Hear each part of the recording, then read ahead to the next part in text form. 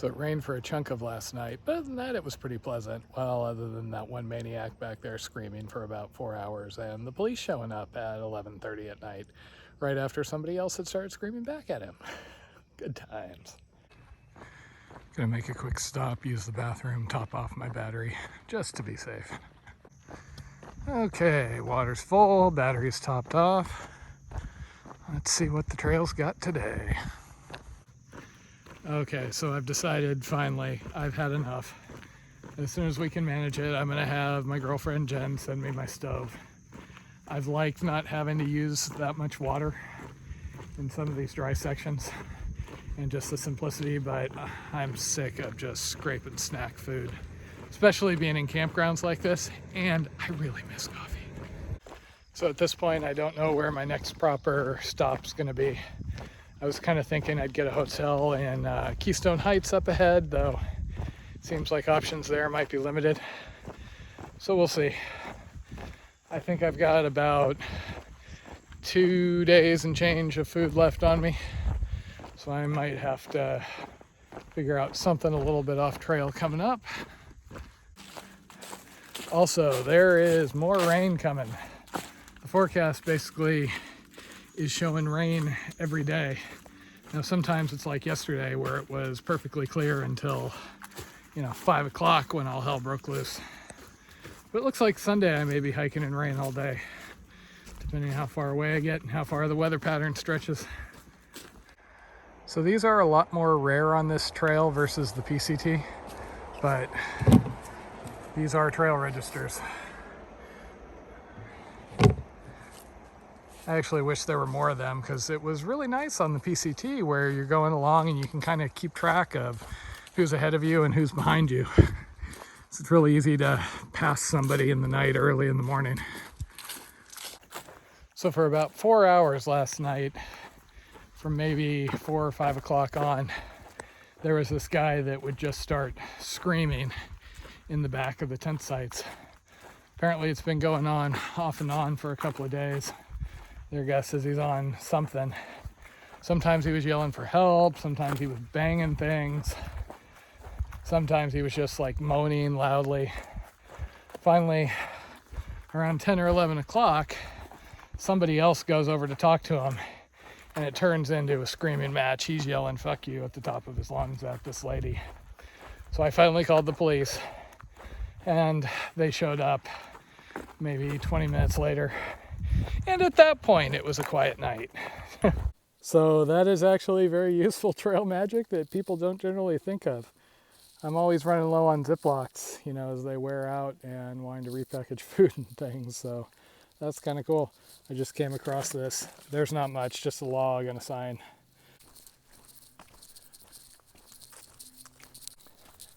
So yes, technically I'm walking miles along a canal again, but come on, this is way prettier than that southern part. Am I a hiker or a through hiker?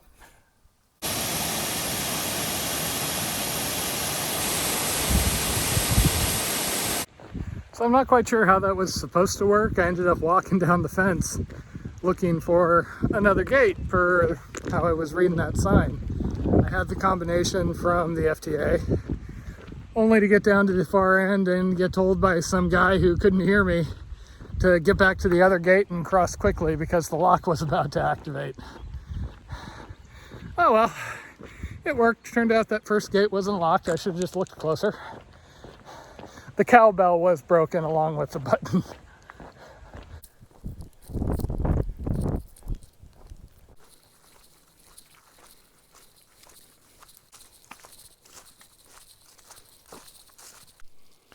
Well, there we go. This looks like the end of dry feet for a while. I was trying to keep my feet at least partially dry and just had to give up. There's just too much water to walk around back here.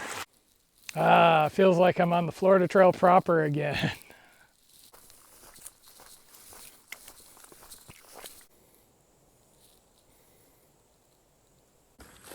So this has been slower going through here than what I've had in the last week or so. Keep having to get my feet wet off and on. And also, trail's just hard to follow. This part isn't too bad, but it has a lot of sharp turns that don't make a lot of sense, and the blazes aren't always super clear. So I've been going through brush and having to backtrack here and there.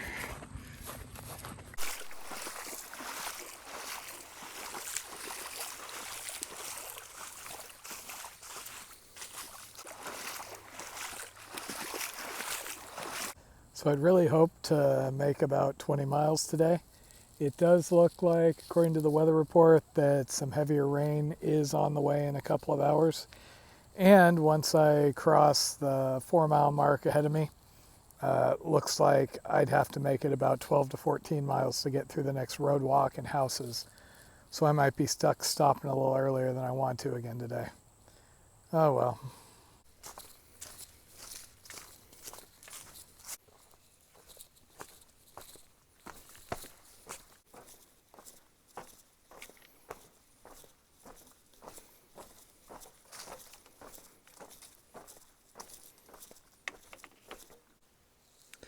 So I decided to stop here at Rice Creek and get water since it looks fairly clear. There is a pitcher pump up ahead, but where it is, it's rather sulfury. This tasted not great, but I had worse. Okay, well that's the first. There is actually an alligator in the trail. Hey there, buddy. Hey!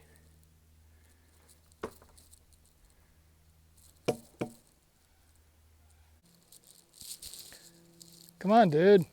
I really need to get by here. You are not helping. Well, this is rather annoying. I mean, he's all of 3 feet maybe, but he does not seem to want to move, and it's pretty deep trying to walk either way through the swamp, so I may have to backtrack and go via that shelter. Okay, so I probably stayed there about 15-20 minutes. But he didn't seem like he was going to budge. Throwing sticks around him and things, nothing. So, fortunately where I am, there's actually an alternate path that leads over to a shelter, which I might end up just staying today. I'm concerned about camp options up ahead because it looks like I'm going to be next to a road for a while. And I can't tell what the weather's going to do. It's either going to lightly rain or all hell is going to break loose. That seems to kind of change rather quickly out here. So we'll see if anybody's at this shelter. So these aren't very common, but they do exist out here in a few places. I think this is the only 2-story one. So I'm going to take a break and then decide what I'm doing tonight. So this is the Rice Creek Hilton. It's a nicely built little shelter. Upstairs is the sleeping area, and then there's a little protected table area in here. So this is what's up on the 2nd level. And meanwhile out back, got a register, a couple of tables, and over here there is a pitcher pump.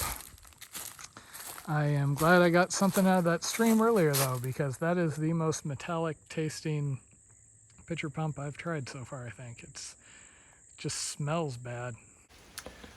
Well, nobody else has come by and the rain just started, so I may actually end up sleeping in the shelter.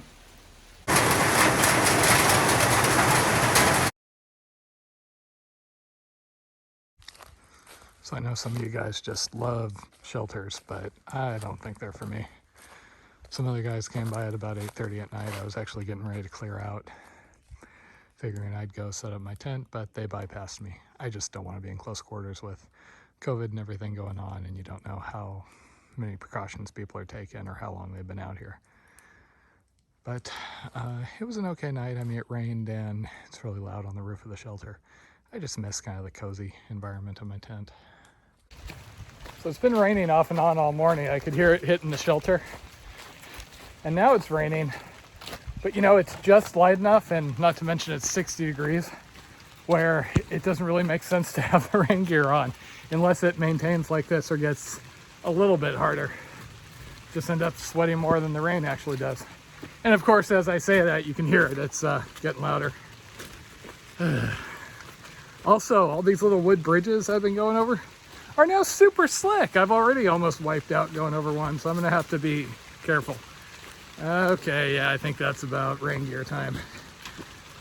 Ha! I have successfully defeated the gator by backing off and spending the night waiting for him to leave. These are the sticks I was using to try and scare him off. Okay, well, onward. I'd say let's see what the trail has in store today, but I'm guessing rain.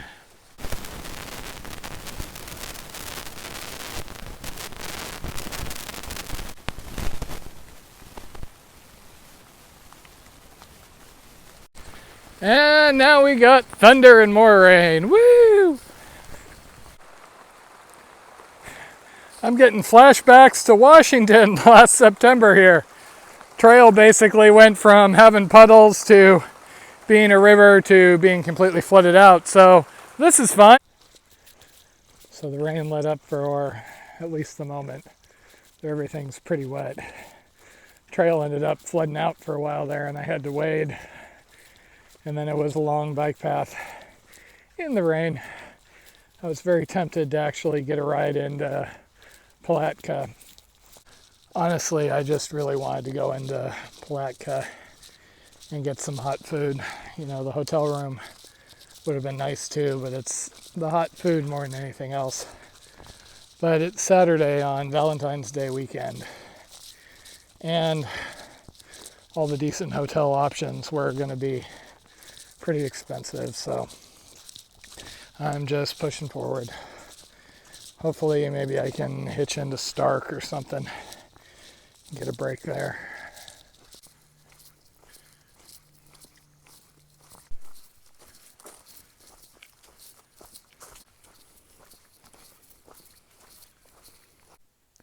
Yum, tannin water. Okay, not stopping for the day, but might as well take a break and get my wet socks off for a little while. Hasn't rained on me for a couple of hours.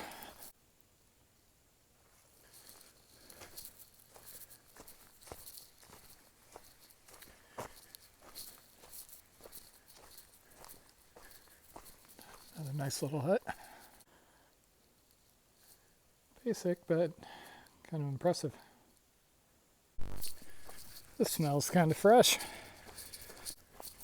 So I checked the weather forecast and it looks like it's gotten significantly worse for tomorrow. Now I don't know how much I can rely on that, but at least from what Dark Sky is telling me, it's supposed to rain for most of tomorrow, harder than the worst what I had this morning. So ideally I wouldn't be out in that all day, but unfortunately at this point it's kind of hard to get into a town. I guess in retrospect maybe I should have gone into Palatka this morning. Jen apparently looked, seeing how much it would be to get to Stark from Lake George up ahead, and apparently it was $170, so that's kind of a non-option. So we'll see. Normally I'd say I could just hunker down on trail and stay in the tent all day, but I am a little bit short of food at this point.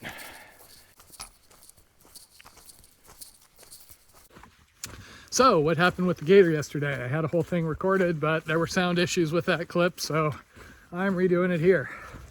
So I was walking along through Rice Creek, along a series of bridges, then up ahead, I see a gator. It's like, oh, cool. Always cool to see those. And up till now, they've always jumped out of my way. As soon as they see you, you hear a loud splash and they take off in the water. Well, this guy doesn't move. Walk up to the bridge, doesn't move. Walk within a few feet of him, does not move. He's about 3 feet long, so not nearly as big as some of these guys, but I don't know how big they have to be to really, do some damage to you, so I was being cautious. Anyway, I try whacking my hiking poles together, beating at some bushes around there, yelling. He doesn't budge. First, I'm wondering if he's dead, so I get some sticks and I toss him near him. That gets him to at least blink, so it's okay. He's not dead, he's just not moving. Try that a couple more times. Nothing. Actually got a long palm frond and kind of prodded him under the chin. He lifted his head, but was not moving. Looked, could I get by on the left or the right? And not without wading pretty deep. And who knows if there's more, you know? Who knows if mama's around?